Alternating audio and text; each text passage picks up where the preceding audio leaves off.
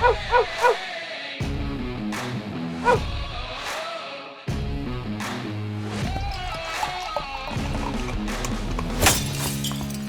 to another edition of the Dogger Pass Podcast. This for UFC Vegas 82. This episode of the Dogger Pass Podcast and all episodes of the Dogger Pass Podcast are brought to you by PrizePicks. Use promo code DOP when making a new account to get a match up to $100 on your first deposit. Producer Megan on the stairs. Cody Saftik on the line. I got killed last week, Cody. I mean, Pavlovich is probably a little bit too heavy in a heavyweight fight. I had CLV for whatever that's worth when he's unconscious on the ground. No, I got murdered. It was murder ball last week, but it had been a pretty good run up until that card. But yeah, I had Borshev. I think Borshev was the right side in that fight. I mean, he won most moments of that fight outside of getting dropped and, you know, deservedly losing a 10-8 round in round two. But it was nice to see him at least fight back and get my money back on that one. But it was a rough card last week. Yeah, dude, I hear you. Parlays were looking good. They were looking intact. We were 8-0-1 because Borshev was a draw, so we were undefeated through 9 fights in the prelims, and then the main card was just an absolute bloodbath. So Pat Sabatini, why did I put him up so high? I thought he was going to grapple. Leading up to it, think he's going to grapple. Played in my head a million times, he's going to grapple. And then, like, literally right before he goes and he makes his walkout, they're doing their little interview stuff, and he's like, you've seen me wrestle in past fights. You've seen me show my world-class grappling. Now you're going to see something different. I was like, I knew right then and there. Don't stand, which is what he was applying. And he did, and got knocked out. So, like, I can't go in there and hold their hands and make them do the damn thing, but I put him on the top line, so that's up to me. That he got smoked. And then in terms of main card stuff, I also had Pavlich, and then Mackenzie Dern got smoked by Andrade. So started off 8-0-1 on the prelims, but ended the night 2-3 on the main card. So at least Pereira won, or else, you know, people would be real steamed at me. But all you can do is move forward. We got 14 fights presumably on this upcoming UFC. There's a full Bellator card, which is littered with fights. And then I got a low-key plus money banger on the Octagon MMA card in Germany we can talk about at the end of the card. So all I'm saying is there's going to be plenty of betting opportunities to right the ship. We just got to make sure we get the right combination. Let's right the ship right now. Main event, we've got Brendan Allen taking on Paul the Bear Jew Craig. Brendan Allen, a minus 450 favorite. Craig can be had for plus 350. I mean, if you were going to bet Paul Craig, it seems pretty sub or bust. The best price on the market that I see is plus 650. Brendan Allen obviously is going to have significant advantages on the feet. His grappling is nothing to sneeze at either. He's a very, very well-rounded fighter coming into his own. I'm picking him to win. I think he should absolutely flatline Craig. Craig doesn't have great wrestling. The only way I really see him getting to the ground is like pulling guard, or Brendan Allen decides to like hang out in his guard. And I don't know. Brendan Allen has so many other tools. I feel like he would be playing with his food if he ever let that happen. 450 is kind of wild. I'm not going to fault anybody for taking like a Craig by sub prop, because literally I think you bounce that plus 350 up to plus 650 is the best on market right now if you're actually going to do that. But outside of a sub, like what's Craig going to do? Like, he doesn't really throw with too much power. So like a knockout seems incredibly unlikely. He tends to gas out if this is a 5-round fight. Makes it even harder on him. Like, I don't know. I feel like Brendan Allen's coming into his own. The line is wide, but he should absolutely smash Paul Craig. What's your take here? Yeah, listen, I'm going to agree. But how many times have we sat here, most of the time, me sitting here, and talk about how Paul Craig's probably going to get smashed. He can't really take a punch. Durability is not all that good. His striking's almost non-existent. His cardio is very, very soft. And yet, what's he going to do? Throw up a random triangle choke, some random submission? And boom, he hits it. And he hits it all the time. So, like, yeah, no, I'm fading him, as I always fade him. But Paul Craig's got that magic touch, makes magic happen. And that would be the only thing that's the slightest bit concerning to me, because honestly, when I look at Paul Craig, if he has nothing other than a sneaky opportunistic submission game, is that he's got fairly high ring IQ. Like, he's good at playing against his opponent's weaknesses. And for the most part, the guys that they've matched him up with have all had one big glaring weakness. Even his big wins, you know, he's got wins over Jamal Hill, a future UFC champion. That's huge. Hill was a blue belt at the time. He didn't really have that grappling. So falls on top of him, boom, he's going to grab something. Nikita Krylov. Krylov has a bit of a weak gas tank, but also maybe some weak grappling, submission defense. So he lets him tire out, beating the crap out of him. Krylov smoking him for the first 3 minutes of that round, 4 minutes of that round. And then, he catches him. It's what he does. Volkan Oezdemir doesn't have the grappling. Johnny Walker doesn't have the grappling. Andre Muniz's last time out. This one's interesting. Andre Muniz most certainly does have the grappling. And I think the breakdown in that fight going in was, how is he going to pull off one of these crazy Hail Mary triangles over a guy, that's a third-degree Brazilian Jiu-Jitsu black belt? In that fight, it's like Muniz has a suspect gas tank. So he fought well. He just tired him out. Once he tired him out, he all of a sudden was the better striker. And once he started beating him up, he was able to TKO him. So props to how many quality victories he has. Props that he's been able to stay relevant in this division for as long as he has.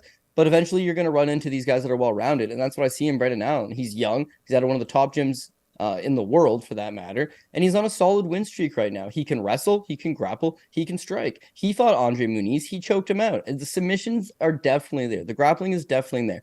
The one fight, maybe it's like, takedown defense is going to be an issue. Maybe the Jacob Malkoun fight. But that fight, he outlands him. He works the entire time. And Malkoun is an absolute dog with the takedowns, right? That's something I am 100% not expecting out of Paul Craig. Nor do I think he could replicate. Plus, this is a 5-round fight. And again, I think he's got a bit of a suspect gas tank. So if he goes in with a grappling heavy approach, which is shoot the takedowns constantly, he's going to tire himself out. He goes in with an approach of come forward and try to brawl with Brendan Allen, he's going to get slapped. If he tries to pull a guard, it could work on a lot of guys. But again, Brendan Allen's got nasty top control, nasty grappling, trains in a gym with tons of Brazilian Jiu-Jitsu world champions and can hang with them.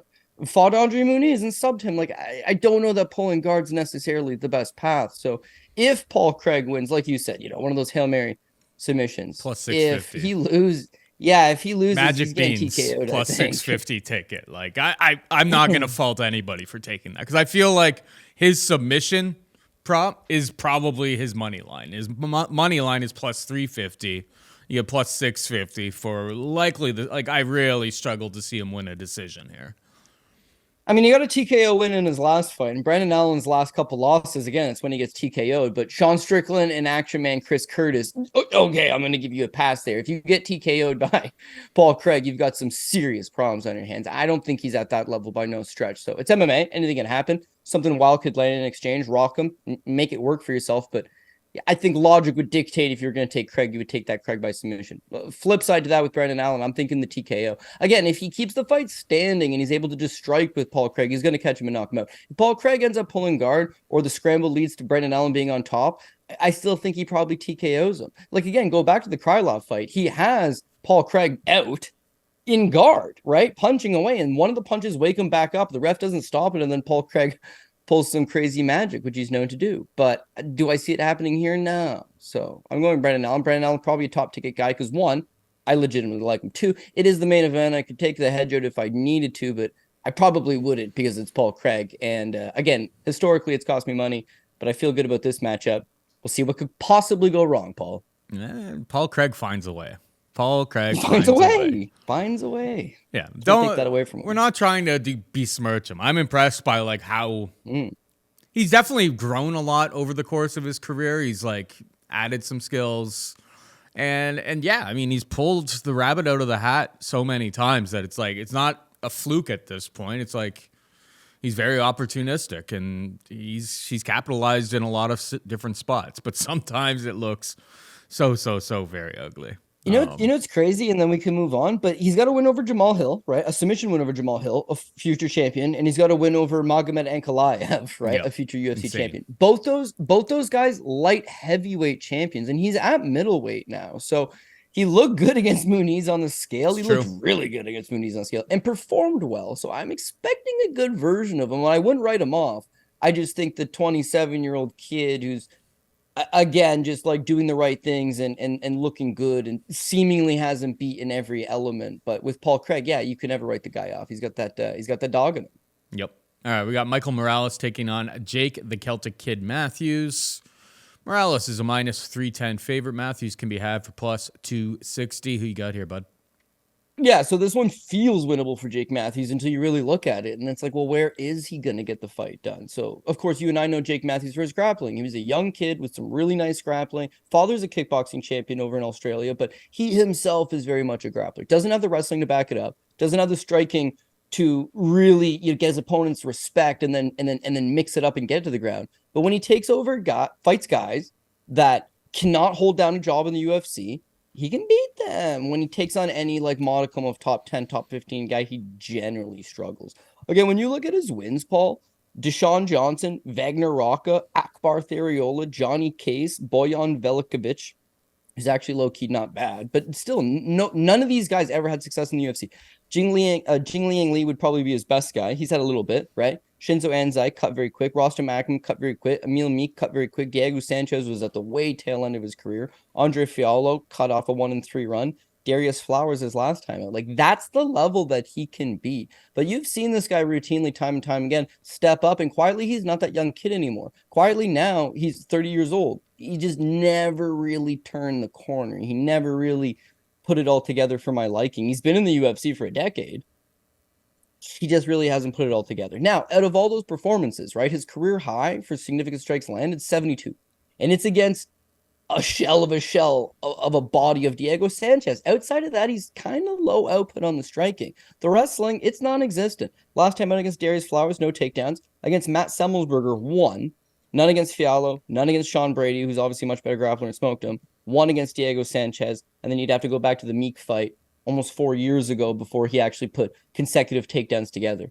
I don't think the wrestling's going to be in play here against a guy like Michael Morales, who we know his wrestling credentials. We know he's very physically strong. He's got 92% takedown defense in the UFC. And the guys that have managed to get him down, like Adam Fugit got him down for a couple of minutes, and that was it. Trevin Giles got him down for a minute. That was it. The guy seems fairly competent there. So now Matthews needs to outstrike him. And there's 2 issues with that. One, he's low volume. We already talked about it. So Morales can easily eclipse 80, 90, 100 significant strikes, especially if you're not trying to take him down and you want to stand with him. So he's probably going to get out volume. Second of all is that Matthews doesn't seem to be able to wear a punch very good. Like, just 2 fights back, right before his last win over Flowers, the fight with Matthew Semmelsberger, he gets knocked down 3 times. Like, every time he starts to build any type of momentum, Semmelsberger, not a bad power puncher, but I certainly not like the biggest puncher in the division. Like, every time he lands, Matthews is hurt, and he ends up losing to Matthew Semmelsberger, who also took him down 3 times. So as far as I'm concerned with Michael Morales, he'll put up the volume, he'll put up the power. He could take down Matthews if he wants. He could stop the takedowns and just sprawl and brawl him if he wants. He's still only 24 years old. Like, this kid's going to be getting better every time out. And whereas Matthews, again, is another one of these guys that's not a complete write-off, he's had no success when he steps up to decent guys. And Morales is way on his way. Like, he's not fighting as much as I'd like to. I hear he's been battling a few injuries here and there, but I think he's had like 7 months off since his last fight. He's healthy for this one. He's had a good camp. He comes in there, I think, yeah, again, he's either going to clip Matthews with something standing, or he's just going to resort to landing the bigger shots, more of them, and then mixing in a few takedowns and winning in decision. But in both scenarios, Morales should be the victor. So that is the pick. Yeah, Morales has kind of shown us in a couple different ways where you can get the knockout, but he can also win a closely contested, or not relatively closely contested decision like he did last time out against Max Griffin. I think the biggest key here is that he's got a 6-inch reach advantage. 79 inches for Michael Morales versus Jake Matthews with 73 inches. I think Morales uses every little bit of that reach, keeps him at bay. If he does get taken down, yeah, I think he's got enough in his game to get back up. I believe his dad or someone in his family's from like a judo background, so it's like he was training in that, as a kid growing up. I think he's fully confident on the ground there. The line seems a little bit wide for me, but Morales is kind of a young 24-year-old prospect in this division that I expect to see improvements every single time he steps in there. And I feel like we are seeing those improvements. So, yeah, I'm with you. Michael Morales, minus 310 for me as well. Moving on down, we got Chase Hooper taking on Jordan Leavitt. Hooper, a minus 190 favorite. Leavitt can be had for plus 165. See a lot of people taking Jordan Leavitt here. I don't know if I can really support that, to be perfectly honest. I know Chase Hooper, got taken down 4 times last time out against what was it, Fiore or whatever.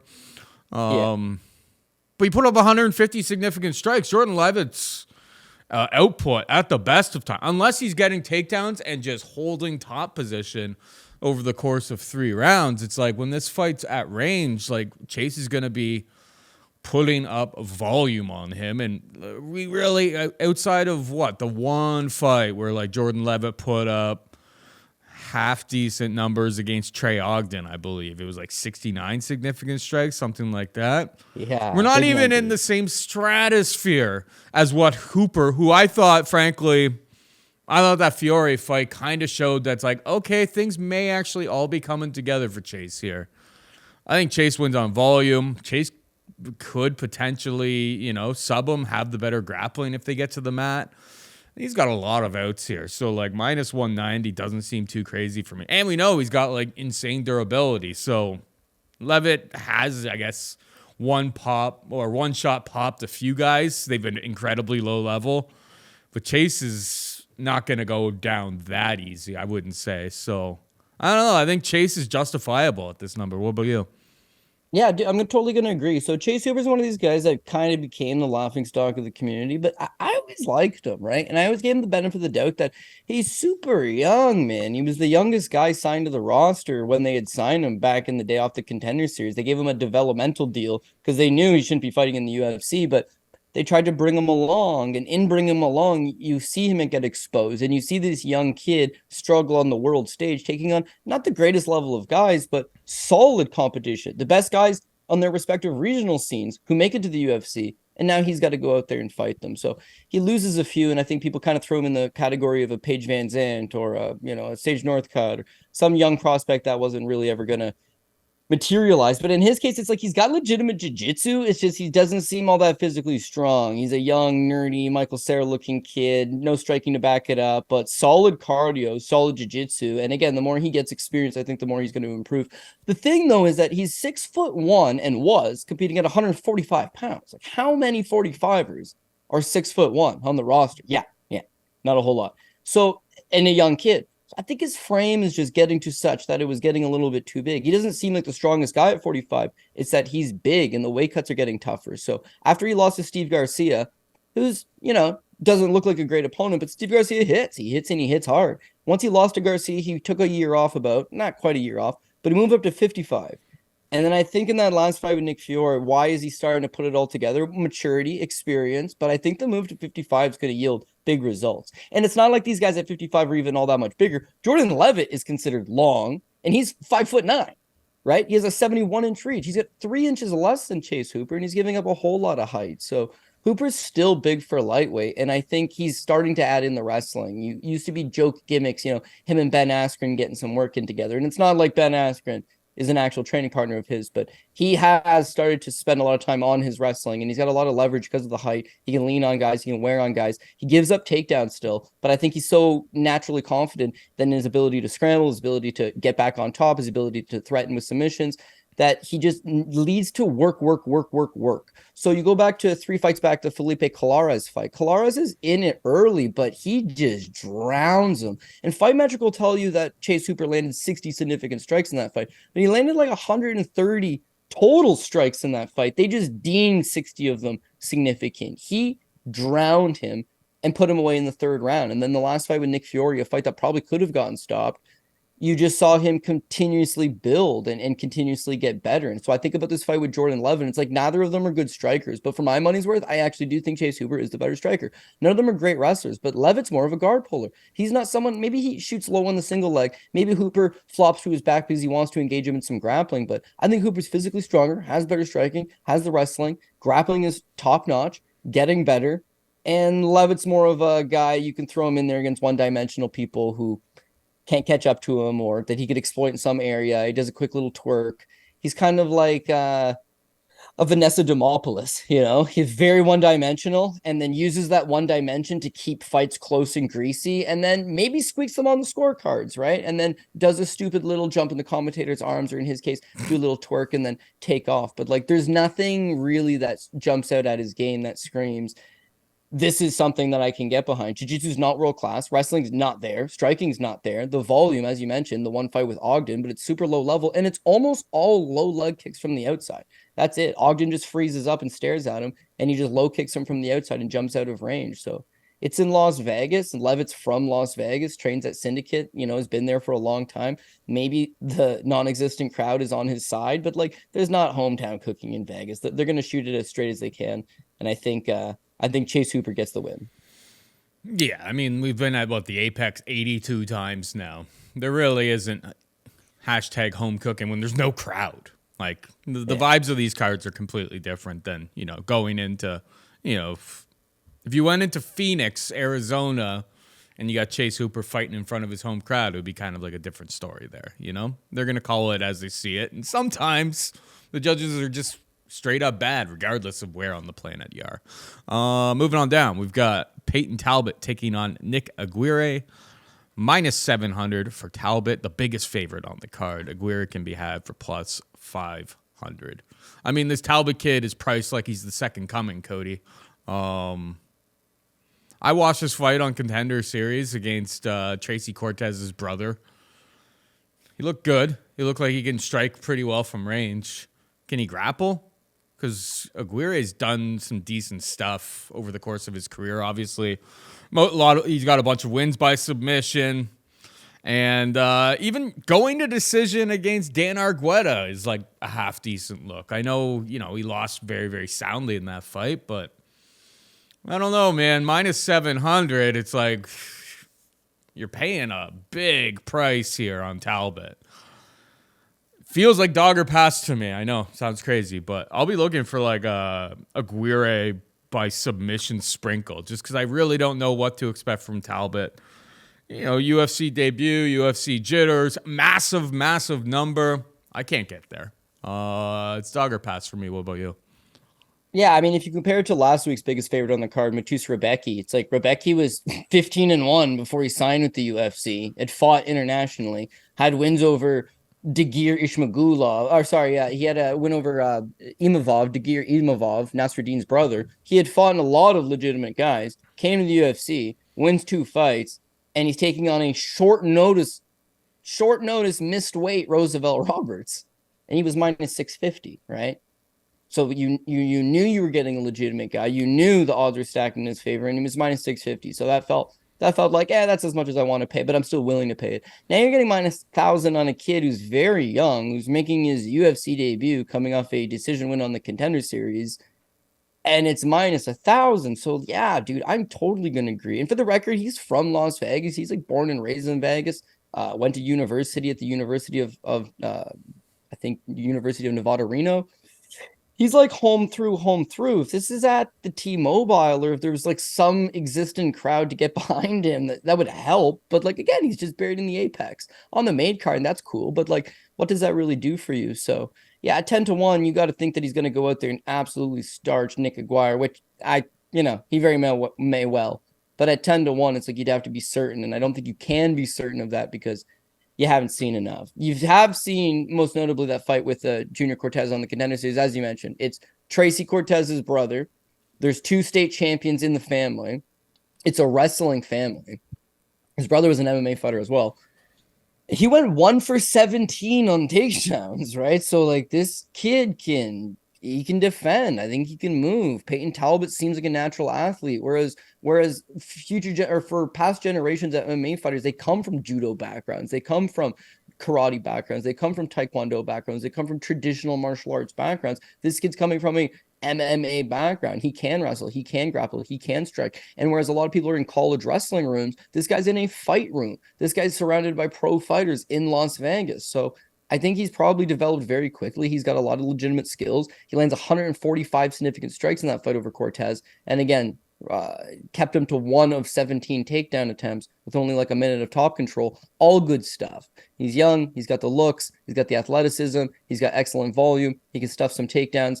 How does Nick get this thing done? It's not like Nick Aguirre is one of these guys that earned his way to the UFC. He should have been on the Contender Series. His wins were 0-2, 1-1, 0-2, and 1-1, 0-0, 2-1. Oh shit, guy with the winning record. A 4-2, no way. And then he's in the UFC. Like, off what? Now he's a legit grappler. I'm pretty sure BJJ black belt, some competition success, but like not enough to come off you beat a 2-1 guy and a 4-2 guy on a weak regional scene, and now you're in the UFC. Like, too much, too little. So did he survive against Dan Argueta? Sure. But two things. One, he gave up 4 takedowns, wasn't able to get off his back. BJJ black belt wasn't so advanced that he was able to, get up or submit him, just good enough to keep himself out of harm's way and survive a few rounds. The other thing is that Dan Argueta seems to have a cardio issue. Like I tried to overlook it for the last fight and it cost me a bunch of money. The guy tires. And yet against Nick Aguirre, he didn't really have to do much. He just got the takedowns and lied on top of him. So don't think his wrestling's great. If he gets on top, good. Maybe he catches the kid in a fluke submission, but it's 2023, man. Submissions are hard to come by. This kid's in a room with much better grapplers than you on the daily. This kid, I wouldn't say earned his way to the UFC, but he did. He went on the Contender Series. He fought a guy that already was on the Contender Series. So Cortez already had experience. Had way more pro fights. It comes from a wrestling family. And again, he looked good against him. So 10-1, no. Am I trying to justify 10-1? All the justifications I've just made have only got him up to like minus 475, minus 625, maybe, in my opinion. But again, the line's been out for a while. People have steamed it and has gone to 10-1. I haven't spoken to a whole lot of people that are looking to take Nick Aguirre, other than Dogger Pass. Hey, there's just so much plus money available. Maybe take the shot. But I would say you've got, I don't know, he's a kid. He could lose in any way and you wouldn't be able to be totally surprised. But once you get to these 10-1s, you now have to start worrying about like a Jacob Malkoun situation where he smacks the idiot in the back of the head with an elbow and Cody Brunridge is, oh my God, I can't continue, and you get disqualified, right? That's 10-1 to me, is like, what could go wrong? My guy gets knocked out or submitted. It's like, no, he gets disqualified or something stupid, because we've lost a couple tickets this year due to ridiculous circumstances. And I think with MMA, you kind of got to expect the unexpected, but that's all I can really say for this one. I'm not going to pick the underdog, but should Talbot be 10-1? I'd like to see him have a few fights in the UFC first. We're correct. Talbot is not, the last time it really happened like that, it was like Mike True Jackson versus Dean Barry or whatever. Remember how it was like silly? That was like minus 1,600 or something like that. It was like it was like plus 1,000. Where you had a foul that went that way. It's like Payton Talbot. No, he looks like a legitimate prospect. He looks really good, but he's young and inexperienced. And I don't know. We'll see where like the Aguirre submission props open up. Like I see a plus 1,000, but that's like the first book to open up that prop. I probably won't be able to help myself drop a little sprinkle on it. If it loses, whatever. It's 10-1 prop. Doesn't cost you all that much. Moving on down. I actually tried to bet Game Red FC last weekend, had a couple plays going, and had Hector Lombard, right? And Hector Lombard, minus 350 favorite, 45-year-old man, didn't really want to pay it, but whatever. It was a greasy Friday night action. And same thing, he takes down this Chris Cerro, easy money takedown, easy money pass to basically mount. Cerro, he just he bellies down. They were mostly all legal shots. One of them was illegal. They're mostly legal shots, and Cerro just taps out on his own accord, and the referee stops it. And then they sit in the ring for like 10 minutes. I don't know why, but at no point does the broadcast mention anything. At no point does Lombard or his corner freak out. At no point does the referee mention anything. They just hang in the ring for 10 minutes, and then they declare Cerro the winner by disqualification. So all these parlays of mine, all these plays, welcome to MMA, bro. Right, about a half hour later, they're like, we talked in the back, and they're reversing it to a TKO win for Hector Lombard. Now, here's the thing there. Gamebred FC, okay? And George Masvidal owns Gamebred FC. George Masvidal, longtime guy at American Top Team, longtime personal close friend of Hector Lombard. The guy that's paying for Gamebred FC is Dan Lambert, the owner of American Top Team. Very, very wealthy man. He's funding this entire thing. And they're in Mississippi, right? So they go in the back. By the way, owns American Top Team. Longtime student, longtime boy, Hector Lombard. There was no way they were going to let Hector leave that ring with a disqualification loss. But if this was a legitimate MMA fight, UFC fight, Bellator fight, I'm cooked. I'm disqualified. He protests it and gets it overturned to a no contest 2 weeks from now, but it does me no good. Me no good. They were able to pull some janky stuff and get me my money, but that's not going to bail you out. And did Hector do anything wrong? No. The referee just perceived, the guy's bellying down, and one of your 7 strikes got through and grazed him in the back. I didn't graze him, I punched him square in the back of the head. I don't care. The right call was made in that instance, but I'm saying at 10-1, you're betting a 45-year-old 350 Hector Lombard and hoping for the best because something can and surely will go wrong at some point. Yeah, if you bet that and then you see Mark Smith is officiating this fight, your butt is officially fully puckered, right? That's just the nonsense that we put ourselves through on a week to week basis. Sometimes you just have incompetent judges, incompetent referees, crazy inconsistencies in between like fouls and how they're scored. Sometimes, somebody doesn't really get kicked in the nuts and they turn it into a disqualification. Sometimes, guys get taken to the hospital. Who was the guy who's on the Abu Dhabi card? Yeah. We had a big dog ticket there. That fight was looking very, very close. He gets kicked. Basharat boots him in the balls. Yeah, Victor Henry, right? Just like in another scenario, different ref, different situation. It's a DQ. Yeah. It's a DQ. It's a DQ. Just inconsistencies within all of this madness that we break down week to week. But I digress. We move on to the next fight. We got Amanda Ribas taking on Luana Pinheiro. Minus 230 for Amanda Ribas. Pinheiro can be had for plus 200. Who you got? Yeah, I'm thinking Ribas, but this is women's MMA. If you need an underdog, I could see the plus money underdog go on the other side. With Ribas, it's amazing. She's got 88% takedown defense in the UFC, which is rock solid. And yet she gives up takedowns in quite literally every single fight she's had, dating back to her debut. Whitmire took her down. Marcos takes her down. Yeah, my mistake. I meant takedown offense, 53%. Yeah, her takedown offense is 53%, yet she can get the fight down to the ground basically all of her fights. With Luana Pinheiro, she seems like a bit of a front runner. She's strong, she's physical. Early first round, she's going to be a bit of a threat. And then I think that there's ways to just make her work, slow her down. I go back to the Ronda Marcos fight, right? She takes Marcos down 5 times in the first 4 minutes. By the way, that's a fight that was ended in DQ.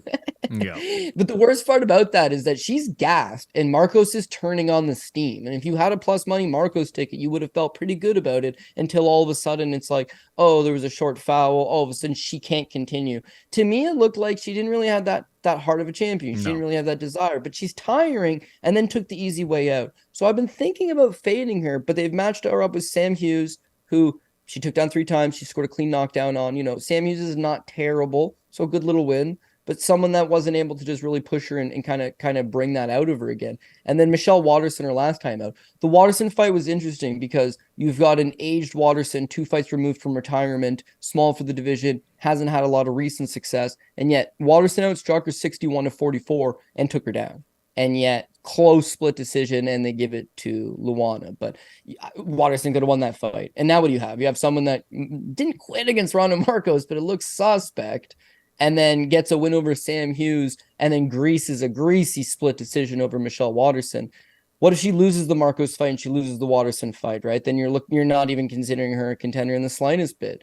Ribas, 30 years old, not young, American top team, longtime martial artist. She's got everything going for her. Is that she struggles to jump over to that top 10, top 5 level of competition, but she seems to have the volume. She seems to have the edge in striking, and I think that she's going to pursue the takedowns. Again, 55% takedown offense, accuracy, but is getting multiple takedowns in basically every single one of her fights. I think if she comes out here, times it, takes down Luana, can kind of grind on her, then she's going to start to tire her. And as she tires her, that'll open up some of the striking. So last but not least, Ribas doesn't seem to, I don't know, nobody loves getting hit, but she can be fighting an excellent fight. And then just like one thing goes south. So the Marina Rodriguez fight, great example. She wins the first round.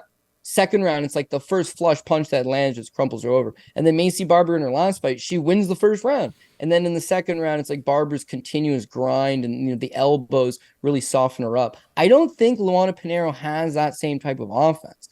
So if she doesn't get clipped by the big shot, she should be able to get comfortable in there. If she gets comfortable in there, I think she'll mix in takedowns, mix in her striking, and get the win. So I'm going to end up going with Ribas. Yeah, pretty much everything you may say makes a lot of sense to me there. The Pinheiro versus Marcos stunt, I was on Pinheiro there. I felt like, that was one of the rare situations where you feel like you got one over on the books because You never frankly, get the DQs in your favor. yeah, if she continued fighting, like I was happy she pulled an Aljo there because like things were the tides were most definitely turning. You know, she kind of blew her gas tank too early, and then a lot of her other performances have really lacked a lot of. You know, this is somebody who I thought could be a decent prospect in the division, but I don't know if like the heart is all completely there for her. My only big concern with Ribas is she took a lot of damage. That was back in June. Like that fight against Macy Barber, like she was battered, at the end of round 2 there. Like Macy put it on her. There's a lot of damage, for June. Well, we had July, August, September, October. It's obviously 4 months. I'm sure she's had time to heal and all that, but yeah, my only little bit of a concern in backing her at a price tag of minus 230 is, she definitely went into battle and got absolutely crushed in the second round of that fight. But I'll pick Ribas as well to win on volume, and just that she has that hashtag dog in her. Moving on down, we got Jonathan Pearce taking on Joanderson Brito. Minus 130 for Pearce, plus 110 for Brito, who you got?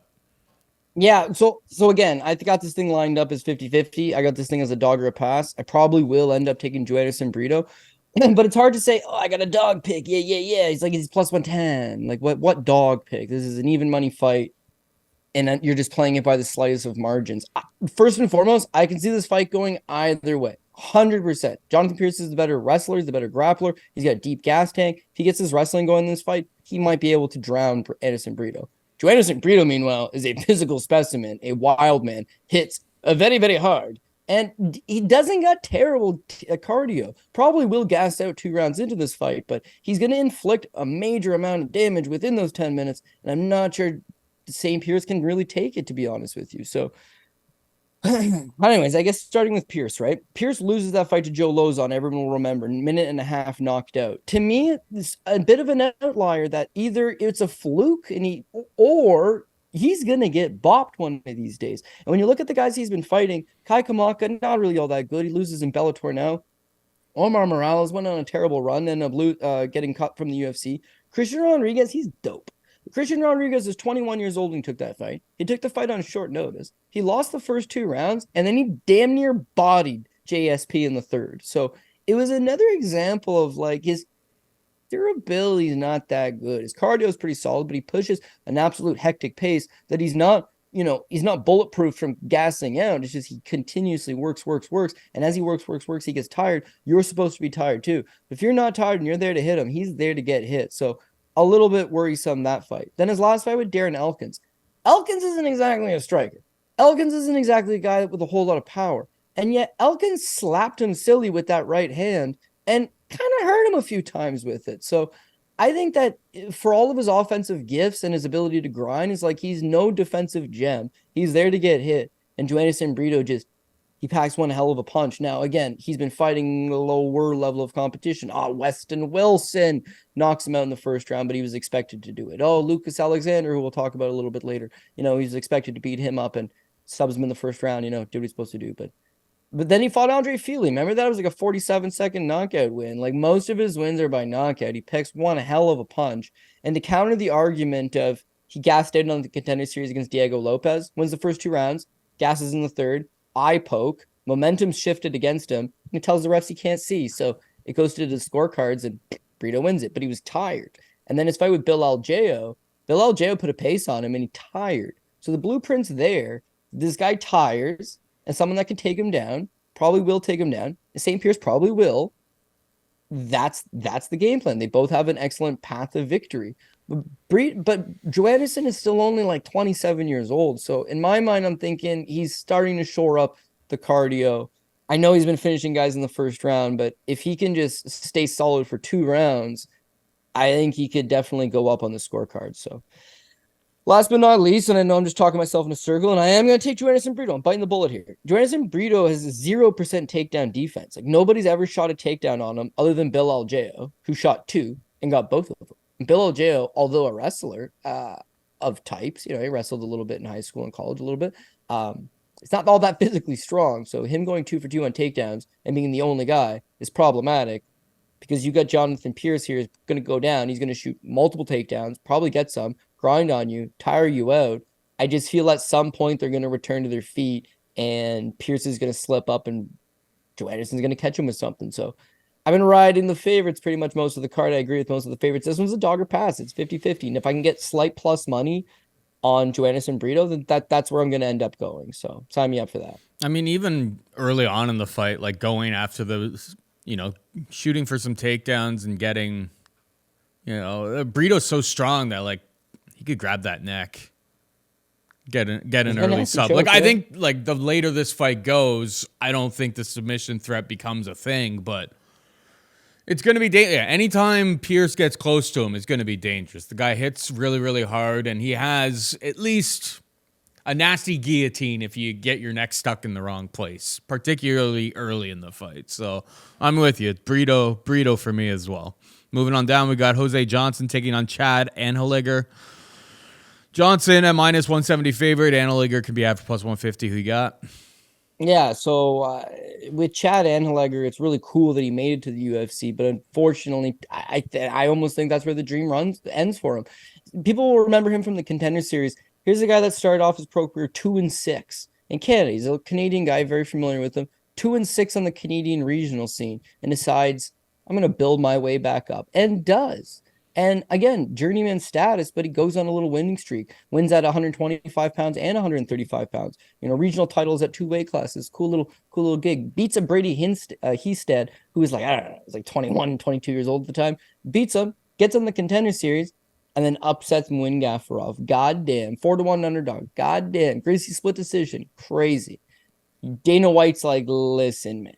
I'm going to give you a contract because this is pretty much the end of the ropes for you. You're 35 years old and 9-6 in MMA. So they bring him in. And I think that would have been a cool moment is that like I built my career back from a 2-6 start, from a bad start. I won a couple regional scene titles. I got to fight in front of Dana White at the Apex on the Contender Series. I won. I got a UFC fight. They give him Jesse Strader. It's the worst guy in the roster. Jesse Strader, most known to be the late, great Aaron Carter's boxing coach. Jesse Strader, 0 success at the high levels. And he's a 3-1 favorite over Jesse Strader. And he struggled, man. He mad struggled. He lost the second round. He's getting boxed up. Catches him in the third and ends up winning the fight. And I remember he's on the microphone and he's like, yeah, well, people know me for my cardio and I push a pace. And he's just like, I tore my meniscus and I got a shoulder injury and I'm really banged up right now. And like, that's why I looked off. That was his explanation on the microphone after the fight. And then he takes a little bit of time off and he came back his last time out against Anheliger. It just got taken down. He really had no answer for the takedowns. He got grinded. He got outstruck. He looked to tire a little bit. And then low key, this is a 37-year-old man with 20 pro fights. He's not your average Contender Series graduate who's got a full future, a full career ahead of him that's hungry and wants it. Like, I think just making it to the UFC, beating Jesse Strader, I think that's enough. Now he's on the downswing. His body's banged up. He's injured. His wrestling, it's not all that good. Again, if you look at the Ailin fight, he gives up the 4 takedowns, not so good. The Jesse Strader fight, he got taken a bunch, down a bunch, and not good. The Muin Gafurov fight, you'll give him a pass there because Gafurov's a tank of a man, but still, he gets taken down 5 times. So the wrestling's not quite there. The BJJ, yeah, black belt, a guy that could go out there and maybe get a little bit of top control, maybe sweep to top, maybe hold him down for a little bit. And then in terms of the striking, like it's just there's not enough volume there. So how does he win this fight with Jose Johnson? Well, the biggest concern to me is Jose Johnson be rocking. He's 6 foot with a 71-inch reach, right? And Anheliger's 5'6" with the 64-inch reach. So it's a 6 reach advantage right off the hop for Jose. He's a big old height advantage for Jose. And as a result, Jose has that advantage over most guys is that he can't wrestle. He's too damn tall to stuff a takedown. But Chad just hasn't shown that propensity to really wrestle and take him down. Instead, he just tries to like box his way into range. And Johnson's got good cardio, like enough so that Chad's not just going to be able to take him into deep waters and drown him. His submission defense is like good, but not great, but probably enough that this fight's not going to hit the ground anyways. But if it did, he could stay out of harm's way. And I just think that with that long jab and the better volume, he'll just be able to stay on his back foot and clip and prod and poke away. Now people will say, wow, it's the Apex and it's a small cage. Jose Johnson's fought in the Apex a few times because, well, he's already fought a couple times, but again, he's fought in the Contender Series, and I think that fight with Jack Cartwright would be a good indicator of how this one goes. He gave up 5 takedowns to Jack Cartwright. I don't expect 5 to Chad Anheliger, but very much so, if you do get taken down, work your way back up and then just get those kicks going, get that jab going, get that volume going, stay to the outside, move the perimeter, move laterally, keep this guy working. Chad at his best would come forward the entire time because he's got that dog in him. He's got some cardio. He would try to make it a scrappy fight. But 37-year-old Chad, again, year-long layoff, been nursing a bunch of injuries, motivation, don't know really where it's at. UFC's coming to Canada pretty soon. They opted not to put him on that card. I don't see it going all that well. Now, minus 190, 200 Jose Johnson. Like, Johnson usually finds ways to lose. If you look at his record, he's not the most consistent guy going, but he's fought a decent level of competition. You can't take that away from him. And I just feel like this is his fight to win. So it's better value than some of those big favorites on the card, which is why I'll probably have a little more exposure to Jose Johnson than I'd like. But I just think the reach, the activity, the volume, most things going in his direction for this one, which make him the pick. Yeah, I think the simplest way to kind of look at it is like both of these guys can't wrestle. Usually their opponents are able to exploit that. Maybe one of them has an edge, but it's really hard to know how that's going to play out, like pre-flop, without, really seeing much success from either side of the coin. But yeah, I think the reach and the length and the speed and the volume at range for Jose Johnson makes him the justifiable favorite at minus 170 in this spot. Just he's like 70, 71 inch reach versus 64, like little T-Rex arms on Chad Anheliger. Getting taken down by Aaron Carter's boxing coach 4 times, not a great look. You're gonna have a bad time. So yeah, I'm with you. Jose Johnson's the pick. Moving on down, we got Parkin taking on Caio Machado, minus 330 for Parkin. Caio Machado can be had for plus 270. Parkin kind of surprised us last time out. Put up 95 significant strikes against Jamal Pogues. Seemed to be making, pretty significant improvements from fight to fight. I don't think too many people expected much of him when he entered the UFC. He's obviously one of Tom Aspinall's main training partners. Machado was on Contender Series. I ended up backing Machado as like a massive underdog. It was sloppy, it was ugly, and it was kind of more one of those fights that's like the Sklefarsky guy just was like an absolute Farsky. He was brutal, absolutely brutal. So like that number didn't really make any sort of sense. I don't know, man. This is heavyweights be heavyweights. Minus 330 is a big price to pay, but you got to figure Parkin has. I guess Aspinall didn't even really have a training camp heading into that fight. So in fairness, maybe he wasn't putting in all of the grind all of the time with Aspinall, or Aspinall was in camp, didn't have an official camp, but was helping his boy Parkin get ready for this fight. Heavyweights, guys that don't necessarily scream like first round knockout type of styles. Both of them seem to be capable of high volume. I mean, at this price, it seems pretty dogger pass to me. I'll ever so slightly side with Machado. I don't even know if I'm going to get to it from a betting perspective, though. What's your take here? Yeah, again, it's greasy heavyweights, and you're looking at a minus 330 price tag. So I think that would be the biggest scare away, is that you see it time and time again. It's like with heavyweights in general, it's kind of prone for the upset. And then when you got 2 lower ranked guys who are probably going to go tit for tat in a fight that goes 15 minutes. They're both going to slow down. They're both going to tire. Now you're relying on bad MMA judges to get it right. And you paid 330 on one guy. Yeah, not the best look, but I just think Parkin's better pretty much everywhere. I mean, Caio Machado, again, Brazilian Canadian, but has been in Canada the last 10 years, has competed almost exclusively in Canada. And I'm not a fan. I don't think he's all that good. He's beating up the local Canadian guys, but he competes for BFL, Battlefield Fight League, over in BC, and they just hand feed him the lowest level guys possible. And he's been doing this for like almost 7 years, man. So of note, this is just since 2021, right? It's 2 years ago. He fights Lee Mi. Okay. Li Min was 11-14 at the time. What's more appealing is that Machado's 26 and Li Min's 53 years old. Okay. So he TKOs Li Min in the first round. And yet he and his team and his management and his coaching and the promotion see fit to run the bitch back. Why would you possibly run this thing back? But they do. And he fights Li Min a second time and he arm bars him because it was, don't hit Li Min, man. Come on. He's 54 years old now. So he just takes the first round arm bar. That's been it. And then he fought Elson Lopez, an 11-7 Brazilian who they brought in specifically to lose, which he did in the first round. It was an 11-7 Brazilian journeyman. And then he's on the Contender Series. So, like, to me, it was justified. He was an underdog going on the Contender Series. He's not shown anything. It's just cherry-picked opponents. And what does he do well? Is he a grappler? Is he a wrestler? Is he a striker? So, against Kevin Safarski, he came out hot the first round and a half. I'll give him that. Like, he was throwing. He knew that he needed to win. He knew he probably needed to do something spectacular to get a contract because you're supposed to do something spectacular to get a contract on the Contender Series. So he went for it, but the first round and a half look a lot better than the last round and a half because he starts to tire and everything gets sloppy.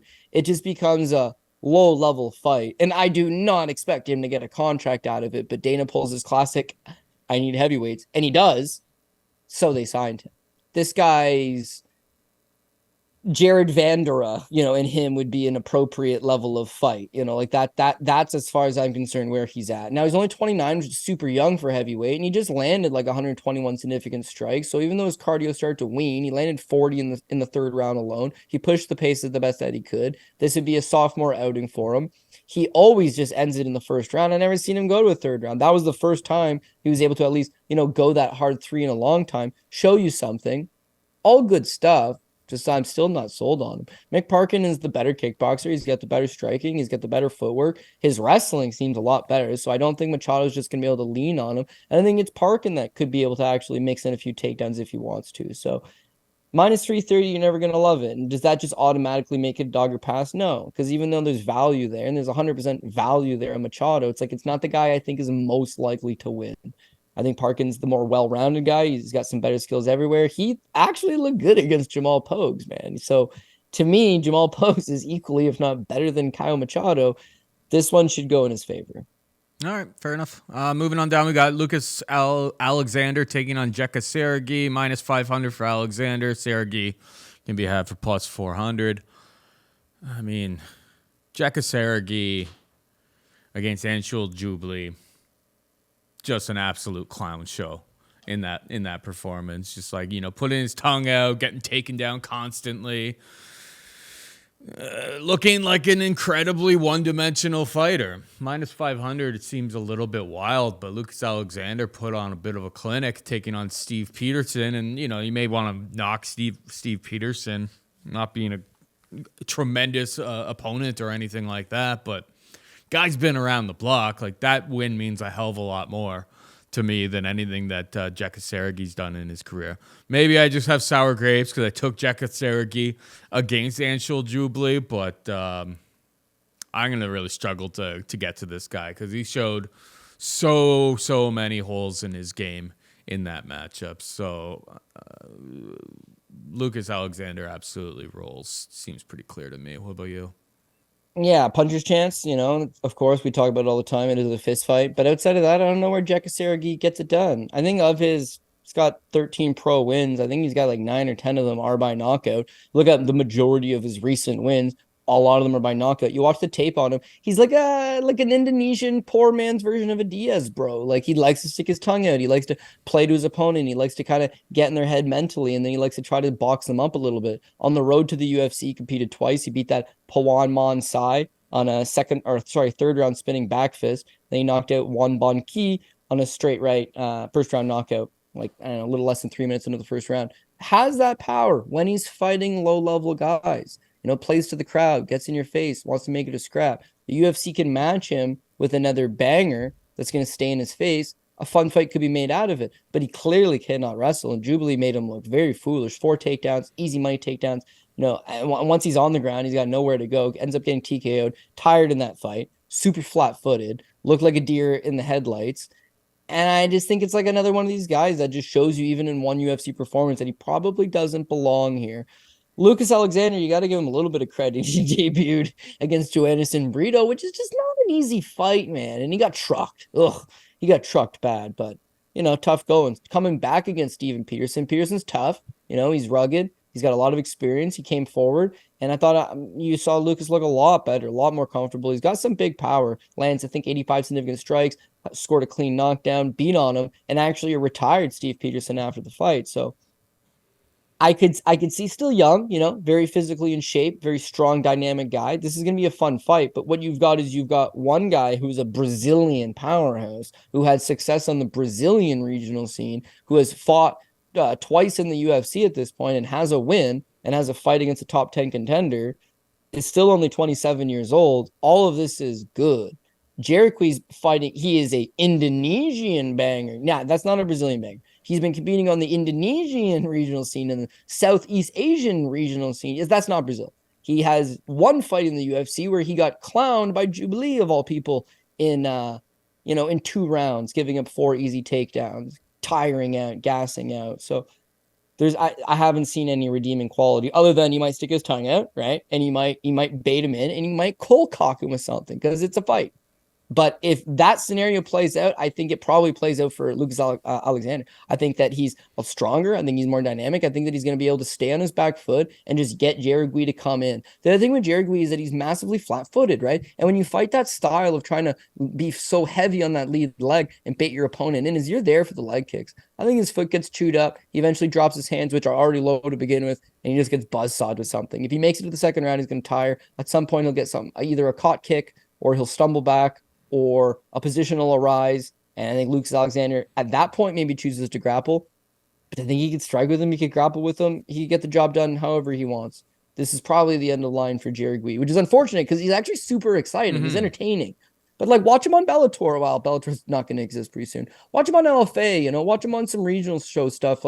He's super entertaining. He's fun. I'd like to see him fight guys. I'd like to see him have some relevance, but he's going to have to build his way to the UFC properly, not win a quick little road to the octagon and then jump in here against a decent level of competition. So I don't think it's going to go well for him. But now you're in this issue where it's do you want to bet minus 500 on the really. 1-1 wild? No, yeah, not really. It's probably going to be a striking battle. They're probably going to bang it out, and that's the only path of victory for the other guys. So if you play into his hand, you're going to get burned from time to time. I got burned on Pat Sabatini because he decided to be an idiot. Don't be an idiot. Take the path of least resistance. It's how you're supposed to approach these things. So I'm going to take Lucas Alexander, but this card, the pricing has been steamed pretty good on a lot of these cards. And of course, we do it on a Wednesday afternoon. So by the time you even hear the show, you're not getting the most value, maybe. This is an example. Lucas Alexander, there's not a ton of value there. No, there doesn't seem to be much meat on the bone there. Let's see if there's some on the next fight. We got Ailin Perez taking on Lucie Pudilova. Minus 180 for Ailin Perez. Pudilova can be had for plus 160 on Prize Picks, promo code DOP. They got Pudilova's takedowns at 2.5. I mean, she had 10 last time out. Obviously, her game plan in pretty much every single fight is go out there, steam takedowns. I know that, Pudilova's put a lot of work into that side of her game. This fight's favored by minus 270 to go over 2.5 rounds. I feel like Ailin Perez over 2.5 takedowns seems like a very good leg. I'll even throw it in right now since I'm talking about Prize Picks. Estevam, who's taking on Charles Johnson, has 2.5 as well. I'm taking both of those on Prize Picks. Over 2.5 takedowns for Perez. Over 2.5 takedowns for Estevam.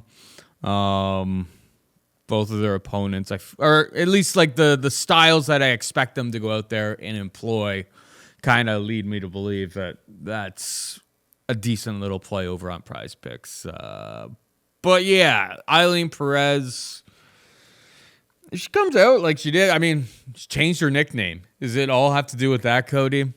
Changed the nickname from Fiona over to Nurmagomedov, and all of a sudden she's landing 12 or 10 takedowns in her next fight. That's probably how she approaches this fight.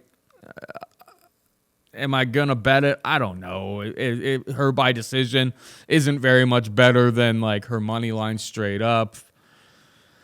Lucie Puds, incredibly low volume, particularly in her last time out there. I don't love this fight, but I think Ailin Perez wins a semi-convincing decision where she lays on top and, it's kind of a snoozer. What about you? Yeah, I think this is this week's Lupita Godinez versus Tabitha Ricci. Like, I think that there's a big size advantage for Ailin Perez. I think she's going to make very good use of it. I think she's going to win this fight. I think she'll probably win 30-27. Most of my friends and family will think that it's 30-27. Most of the people I ask about it will think it's 30-27. And the judges will render a split decision verdict because who the hell knows Paul Shaughnessy? But yeah, I got to go with Ailin Perez. We always talk about experience. Like, this guy's coming off the Contender Series, and this guy's got one fight in the UFC, and he's taking on a 10-fight veteran, 15-fight veteran, twice as much pro experience, made the walk before, no UFC jitters. We spend a lot of time discussing about that, kind of like those X factors, those little narratives. Lucie Pudilova is someone who has the experience, and yet has never been able to really put it all together. She fought 7 times in the UFC. Sorry, 6 times in the UFC, right? She had fought in legitimate contenders and gone the distance with them. She lost a split decision to Irene Aldana. She went the distance with current Bellator champion Liz Carmouche, fought Justine Kish, Antonina Shevchenko, gets released from the UFC. She is a 14-fight veteran who had 6 fights in the UFC, 14 fights overall, just released fresh from a release in the UFC. And she fought that Teresa Bleda, who's now in the UFC. But she fought Teresa Bleda in an amateur fight after she got released from the UFC. Teresa Bleda was 18 years old, and Pudilova lost to her. So all the experience in the world can't stop the one thing. Pudilova just defensively can't grapple, bro. If you want to shoot takedowns on her, they're going to be there. They're going to be there. She's got some, I know what you're saying, there's not much volume because she's not committing to her punches, but she'll move a lot. There's a ton of movement. She's working. She's trying to land those small little shots. But the second you want to neutralize her, you shoot that takedown, she's going to get dragged down to the mat. And I think stronger, more physical fighters have generally done that to her. So since she's come back to the UFC, her first fight was at Wu Yanan, and she landed 2 takedowns of her own. She decided to mix it up a little bit. And then her last time out against Jocelyn Edwards, again, she landed the 2 takedowns. You can see she's actively been working on her grappling. She's trying to now be the wrestler. But what she's trying to do is get going before you get going on her, because that is the weakness. And I really look at a fight with Ailin Perez, who's coming into her own, that the takedowns will be there. They'll be there. Her last time out, she lands 10 takedowns. 10 takedowns over Ashley Evans-Smith. Ashley Evans-Smith washed, but someone who had some college wrestling background, someone who had tons of experience. And yet Ailin Perez was a dog on a bone, man. 15 full minutes, 10 takedowns, pure control, tons of, decent ground and pound, lots of work being done. Prior to that, the Stephanie Egger fight, grappler versus grappler didn't favor her, but this is someone that when you watch her on the regional scene, she's physically strong, she's in your face, and she's going to be looking for those takedowns. Her only other loss, drum roll please, disqualification, so things can't happen, but that's because she's fighting aggressive and she's fighting for every inch. With Lucie Pudilova, if it was a striking battle, Pudilova's got the sharper technique. She probably could stay to the outside. She probably could land some low kicks, land a couple punches here and there, but Ailin Perez is not giving you space to operate with. I think she's going to be closing the distance, pressing forward. Scenario A, she gets the takedown, she's on top, we're going to win this fight. Scenario B, the takedowns aren't as easy as we think they might be. I think she's going to be able to just muscle her up against the cage. You look at the Tamiris Vidal fight on the regional scene, the disqualification loss. Mm-hmm. She's just out muscling her up against the cage all day. Vidal ain't no weak fighter. She's very good, especially in the clinch. So I think Perez has that grind factor to her, and that's something traditionally that Lucie Pudilova has always dealt with, right? And even if Lucie Pudilova does go out there and does perform, which she did against Jocelyn Edwards, and most people agree she did beat Jocelyn Edwards, the judges still didn't give it to her. So, what more does she need to do? This is going to be a tough uphill battle for her in this spot, and though Ailin Perez doesn't look like, I can't even say diamond in the rough. I don't think she's a diamond by no means, but somebody that maybe is not getting the shine that they deserve. I'm confident that she'll fight for my dollar, and I think that her style is going to lead to a good result. It's that ability to continuously grind, continuously pressure, continuously come forward, mix in those takedowns. Pudilova will tire, or she'll just be fighting off her back foot long enough that the judges will not be able to score the fight for her. So sign me up for Ailin Perez to make it a winning streak officially. Yep. Nikolas Motta takes on Trey Ogden. Motta is a minus 130 favorite. And Ogden can be had for plus 110. Who you got here? Yeah, super interesting because when you look at this one, it's like Nikolas Motta, good chance here. Homie can't take a punch. It's unfortunate, but with some guys, they don't have the durability. He's got 6 pro losses. All 6 of his losses, 5 losses. All 5 of them have come inside the distance. But his last time out against Manuel Torres knocked out a minute 50 into the first round. 2 losses back. His fight with Jim Miller, you cashed nice on this one. He gets knocked out by Jim Miller 2 minutes into the second round, less than 2 minutes into the second round. His loss before that, Robert Hale back in 2018, first round knockout. And before that, Antonio Carlos Ribeiro, a minute 8, first round knockout, right? So his last 4 losses effectively been first round knockout losses. I got the 1 second round in there against Jim Miller, but he can't take a punch. And he's boxing. That's kind of how he likes to fight. For a Brazilian guy, he's not necessarily looking to wrestle you to the ground and use this strong BJJ background. He wants to box you up. He's got some decent boxing. He's a fun little fighter, but at some point the fire comes back at him and he just can't quite take it. What's nice about this fight is that Trey Ogden has never knocked out anybody.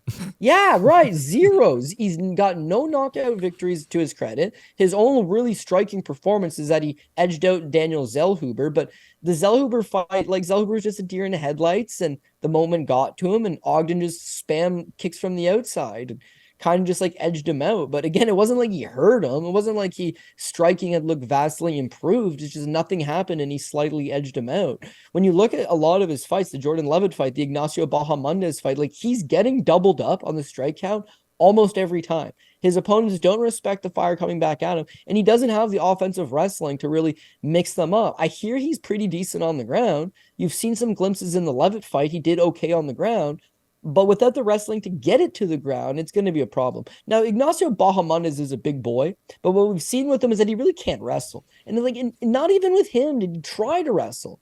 He's just content with sitting on the outside and getting boxed up. So with Nikolas Motta, I think he's a better striker. He's got better combinations. He's got better hand speed. I think he's going to be able to just land a couple combinations, land that right hand, stick him with the jab, land those better shots and stay to the outside. If he's not getting rocked and he's not getting wobbled, there's no reason to see the tide changing in any one way. And as far as Ogden shooting the takedown, maybe he goes with a low single. Maybe he tries to bull him over. Maybe he tries to make something happen with him. It's not like Motta's big weaknesses is grappling. It's more so his ability to take a punch. So even with a Trey Ogden takedown, I think Motta could work his way back up. I think Motta could just outstrike him, give up the takedown, still win the round. But what my heart's telling me is that he probably just sprawl and brawls him, let Ogden shoot from the outside, let him get desperate, stuff those shots, play it smart. Because in the back of his mind, he's probably questioning his ability to take a punch. I don't expect him to be wild and reckless. But if you just want to play tit for tat, yeah, give me the faster, more refined, better striker. And whereas we can say, chin issues all day, at the end of the day, Manuel Torres, that elbow knocks out 80% of the population. Nasty. Jim Miller, that guy's dangerous. He's dangerous. Jim Miller's the most tenured guy in UFC lightweight history. He's been around. Robert Hale is a legitimate problem. He's Georgian regional scene, but Daniel Levy's boy, Robert Hale is a legitimate fighter. And then he loses to a 12-2 Brazilian guy back in the day, Antonio Carlos Ribeiro. Again, another guy that's not so bad. So those guys could crack. Those guys had that gift of the power. Those guys knocked Motta out. I don't see Ogden doing it. So if he doesn't, then Motta gets this thing where he needs to get it and hopefully gets the win. Again, the odds, it's not like it's a crazy... Minus 130, plus 110. Yeah, it's not like it's crazy by no means, but it's another one of these even money fights that'll get you some value considering the rest of the guys are big favorites. Yeah, Ogden can't bust a great, so I won't be fading Motta. It's Motta for me as well. Moving on down, we've got Rafael Estevam taking on Charles Johnson. Estevam a minus 140 favorite. Johnson can be had for plus 120. I like the Estevam, as I mentioned earlier. The takedowns over 2.5. Johnson's tough, but it's like, and I suppose it was against like legitimate opponents in like Durden, who's on quite a, I don't know if I'd call it resurgence, but like he's kind of putting it all together at this stage in his career. 11 takedowns given up against Cody Durden. Muhammad Mokaev obviously landed 12 takedowns against him. Everyone lands. O'Day Osborne, who isn't even a wrestler, got 3 takedowns. So 2.5, over 2.5 for Estevam seems pretty reasonable. I liked this guy when he was coming off of Contender Series, 48 significant strikes, 2 takedowns, and got the second round finish over Joao Elias. And he had what happened to him last time? We broke down his fight, but something happened at the weigh-ins or something like that leading up to his fight. Yeah, he missed weight. Or cut. he didn't get on the scale, but he got sick during the weight cut. So that is problematic, obviously. Johnson could cause him some problems. Johnson's super long on the feet, and in fairness to him, he keeps getting back up, but I feel like the takedowns are going to be there for Estevam here. I like it more as a prize picks play than as a bet, but Estevam will be the pick on the betting side for me as well. What about you? Yeah, so again, I'm actually very tempted in a Charles Johnson dog play. It's just there's not enough meat on the bone. It would be I'm chasing an underdog and I'm getting plus 120 out of it, plus 130 out of it, not even plus 130 out of it. I just don't know if it's enough to cause me to take the pick. But yeah, I think this fight is very straightforward and easy to predict on paper. But when you peel the layers back, not so simple. On paper, yeah, dude, Johnson cannot wrestle defensively. He gets taken down multiple times by everybody. And Estevam looks like he's exactly that. I mean, he looked like he's definitely a good wrestler, a very strong physical kid. Nova Uniao on the Contender Series, it looked like he could not only wrestle, but he chain wrestles. And that's very problematic for Charles Johnson because Johnson generally stops the first one, sometimes the second one, and then the third one, he's always down. Chain wrestling is the problem. Now, he is getting up. He's getting up lots, but he gets up and it's just like a mat return back to the ground, mat return back to the ground, mat return back to the ground. Against Mikhaev, I'm going to give him a pass because the kid's, he's a Dagestani wrestler and he's on the way up and he's got the wrestling and you want to give him a pass. Against some of these guys he's fought in the past, Cody Durden, Durden's proven he's a very physically strong guy, and being able to get up that many times certainly means something. It's the O'Day Osborne fight that you mentioned. Like, what the hell was that, dude? And I was on in that fight. And it's like he would get back up, which he's got an excellent get-up game. He would get back up. He would walk forward. That was the first time I seen Charles Johnson tired. Prior to that, his cardio always checks out, but he was tired in the O'Day Osborne fight. He's coming forward. He would try to throw a 1-2, hands low, boom. O'Day Osborne, reactionary takedown all day, easy money. If that happens here, I think Rafael Estevam's going to just take him down. He's going to take him down. He's going to control him. He's going to roughhouse him, and that's going to be it for Charles Johnson. The part that makes me feel Johnson live underdog is, well, 2 reasons. First of all, he's making his UFC debut, right? So that in itself is difficult. But he's also coming in on a 13-month layoff. And he botched the weight cut the last time at this exact same weight class. So you've got a kid that is making a debut, which is tough. He's now coming off a 13-month layoff. He's got that ring rust. He has to make the cut down to 125. The last time he did, his body didn't react. Now, let's say he does make it. Did he make it well? Is he fighting at his best? Is the ring rust going to get to him? Are the bright lights going to get to him? None of that I like. The other thing with Charles Johnson, for as many defensive flaws as he has, you had better be ready to fight this man for 15 minutes. Like, he's not going anywhere. You can beat him, but you're not going to beat him down. He will be there at the end of the 15 minutes all day.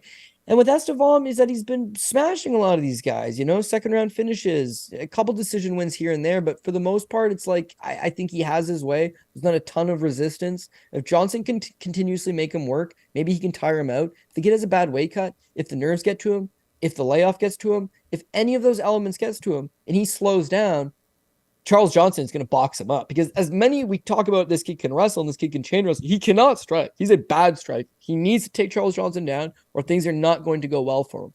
And in order to take Charles Johnson down, you got to be able to do it 10 times. You got to be able to do it for 15 minutes because he will get up. He will make you work. So you'd have to see him on the scales. Really is the bottom line, is you have to see him on the scales. I prefer grapplers and wrestlers over strikers, especially if there's an obvious path here. And there is very much obvious path here. There's a part of me deep down that's like, it's not that straight. It's not that straightforward. It's not that simple. Charles Johnson has an excellent get-up game. At his best, he probably has the cardio advantage, and he certainly has a striking advantage. So make him work, and they're going to need the judges to favor striking over takedowns and control. And lately, they've been going striking over takedowns and control. So if this fight's greasy, maybe you want that plus money. Maybe you want that Charles Johnson. I'm thinking fight goes the distance is probably the best way of attacking it, but I'm a sucker for punishment, so who knows? I want to wait till weigh-ins, but pre-fight flop, not enough meat on the bone to take the Johnson play. I take the obvious play and probably lose. The obvious play is the takedowns materialize, so actually, you know what? Let me not be a coward for once. I'm going to switch that. At least right now. I'm going to take Charles Johnson, underdog. Johnson, underdog. But I honestly am going to wait for the weigh-ins and make my real decision after that. All right, we got Myktybek, Orolbai, taking on Uros Medic. It's a fight that was added pretty late to the card. Orolbai coming in on very, very short notice. They opened Medic as the favorite, and then a lot of money seemed to be coming in on Orolbai here. So, I mean, this was added like pretty much like this morning type of thing. I haven't had time to look into this guy. I've looked through his Tapology.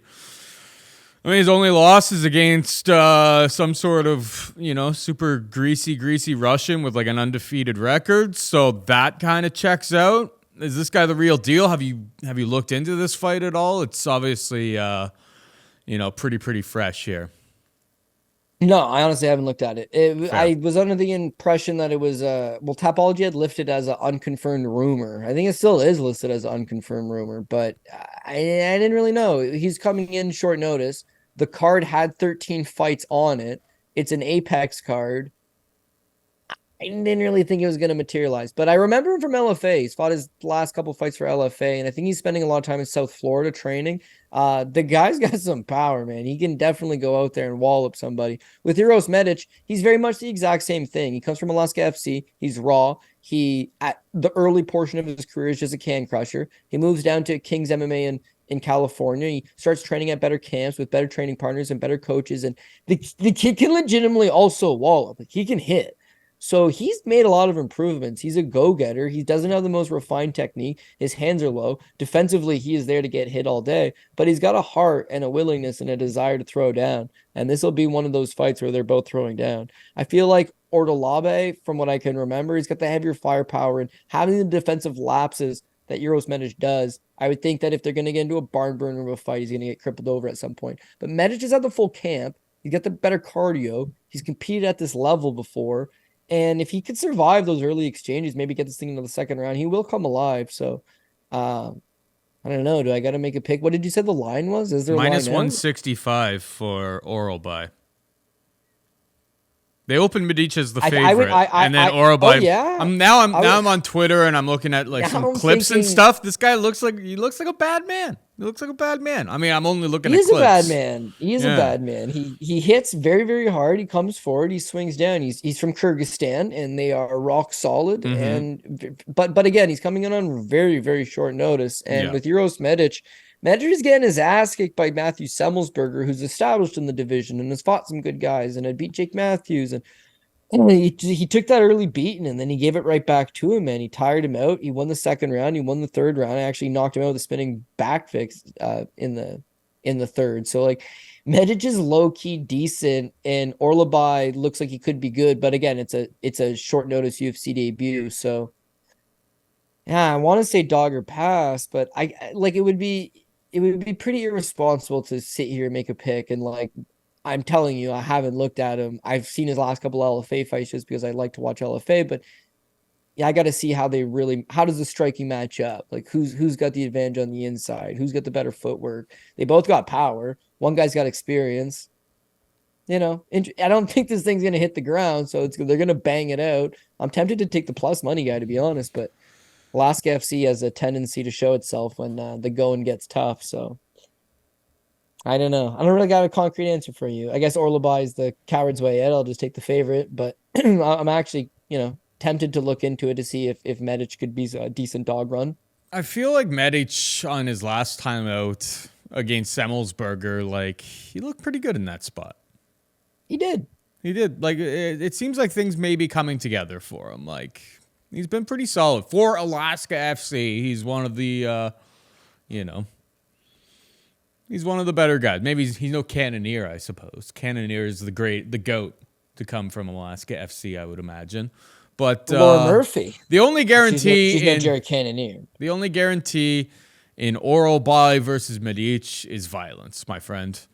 And there are no props on the over under 1.5 rounds yet. It's obviously far too early for that, but that fight should be really, really fun. It's probably not one I'm getting to from a betting perspective. I really don't know nearly enough about Orolbai to pick them. Honestly, I'm not even really gonna pick anyone. Like at this point, it'd be, as you said, it's kind of reckless. Like I haven't looked far deep enough into this to like give any sort of advice on it. So finally, we got Christian Leroy Duncan taking on Dennis Talulin. CLD is a -355 favorite. Talulin could be at for +290. Who you got? Back up the banks on Duncan, baby. 350, yeah, like what can you get out of that? But I think he wins. I think he wins big time. And so last week, where I really screwed up is I should have put Emmers at the top. But I was like, Emmers, he missed weight. That was like the deciding factor for not. And then he looked like $1 million, Paul. And what was my worst case scenario? That he lost? I could have rebuilt, sucks, but whatever. C'est la vie. And I passed. And Emmers looked like $1 million. Duncan is this week's Emmers. If he loses, you can still build some stuff back, which is not ideal, but you could. But I think he comes out here and I think he looks like $1 million. First and foremost, he has the full camp. He was supposed to fight in this fight against Cesar Almeida. Almeida just recently got a staph infection. Part of the reason I didn't really tape study that last fight, Orolbai fight, was unconfirmed rumor. I thought they'd shift it over because I thought they would try to get Duncan the opponent. And they do. They got somebody coming in, Dennis Tulin. Sure, good times. Now, Christian Duncan, right? This guy moves very, very well. He's got a traditional martial arts base. He's got excellent footwork, similar to a Michael Venom Page, similar to a Raymond Daniels, similar to a Wonder Boy Thompson. Not saying he fights exactly like those guys, but he's very, very light on his feet and moves exceptionally well. If you want to come forward and try to bang with this guy, you're playing into his trap. That's him at his best. He's an excellent counterpuncher. How are you going to beat a guy that's that versatile? Well, of course, if you can wrestle him and you could take him to the ground, that would be one path. But beyond that, catching them is always a problem, right? The real way to slow down those athletic moving guys is the leg kick. And so I think you're on the same page, but we hit Armin Petrosian over him the last time out on the basis of the guy just kicks. He'll slow Duncan down. Once he slows Duncan down, Duncan's going to have to really show his true colors. And that's exactly what happened. He got his leg absolutely teed off on, but he showed his true colors. He's got some heart. He did not quit. His punches are good. It's that when you use that style, someone is going to come in here with a bad style clash and take advantage of you. And all those great guys we've talked about, they've all been slowed in the tracks by the leg kicks at one point or not themselves, right? The great Joseph Valtellini did to Raymond Daniels on Glory, and you'll go back to that fight on a lot of guys will use that fight to break down exactly how to slow these guys down.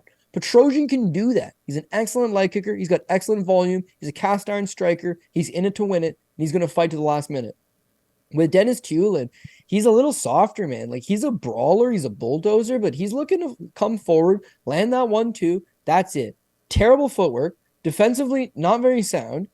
Comes forward on straight patterns often, on short notice. And he doesn't have the cardio. Like, even if he had early success, he's not continuing it for a second or third round. Him on a full camp is not going a hard second and third round. Him coming in on a week's notice is certainly not going to go in his favor. Mm-hmm. Now, you look at him and it's like, oh, man, he's got 11 pro wins. Paul, these are the pro wins, okay? 0-0, 0-0, record not available, 2-5, 5-3, 0-0, 0-11, 0-0, 7-9. And then all of a sudden he's fighting top level guys in the UFC and Brave. I think 10 of his wins are over the bottom of the barrel. The one win he has in the UFC, because he's 1-3 in the UFC, Jamie Pickett, who would be considered by most to be bottom of the barrel in terms of UFC competition. So Dennis is stuck in his ways, man. He's going to come forward. He's going to look to swing. And I just think it's going to play so heavily into Duncan's favor. He doesn't have the leg kicks to replicate that type of striking and slow him down. And instead, he's just going to be coming in stiff and rigid, coming forward, getting countered for as long as he can before he folds over. His losses, Ikram Aliskerov, submission, give a pass there. Kurzayev, second round submission, sure, you give him a pass there. Jung Young Park, first round submission. Gregory Rodriguez, a first round knockout his last time out. He can throw a little bit of heat. He can throw a little bit. The second that heat comes back on him, he just melts like chocolate, man. So Dennis is in for a rough one, man. He's going to be chasing Duncan around. He's going to be coming up short. He's going to start to eat some shots. He's going to start to get tired. Then he's going to get knocked out. So Duncan's got to be the play this week. And again, is it like, oh man, minus 350, great price tag? It's like, you're never going to No. love those type of price tags. But comparatively to a lot of the other big favorites on the card, I think this is an excellent style clash for him because I don't see puncher's chance, puncher's chance. The guy can take a hell of a punch. So, he's got cardio advantage, striking advantage, speed advantage. Probably you can't give him the experience advantage, but it's not far off. Like they nearly got the same amount of pro fights, and Dennis has got wins over nobody. Like gotta be Christian Leroy Duncan. Now, am I too high up on him? I think it's like I'm very low on Dennis Tulin, and I honestly think if they pulled out the Rolodex on we need a guy to come in here on short notice, on a week's notice, that would be a perfectly tailored matchup for Duncan and Duncan's style, then it's a non-grappler with no footwork and suspect cardio that's going to come in and try to brawl, and that's exactly what they delivered. So this has got to be his home run. He just needs to go and smack it out of the park. Yeah, Dennis kind of like seems like the type of guy that's like he's been in a lot of like wars in the gym. I know he trains with Strickland. At least when he's in Vegas, he spends a lot of time training with him. And we know Strickland is like noted for being an incredibly rough sparring partner. He kind of seems like damaged goods at this point. Like, yeah, he's very, very rudimentary, straightforward.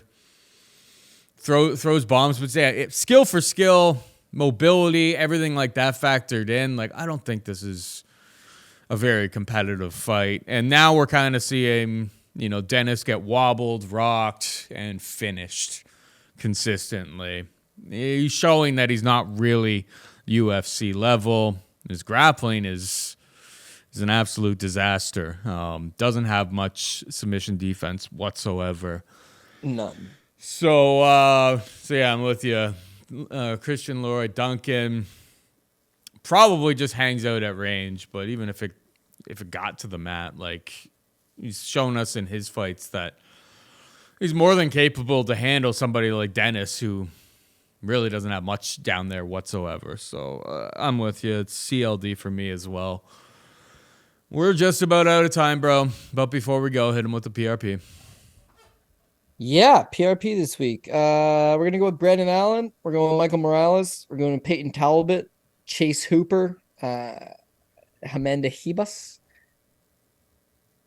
Ailin Perez, Joanderson Brito is dog number 1.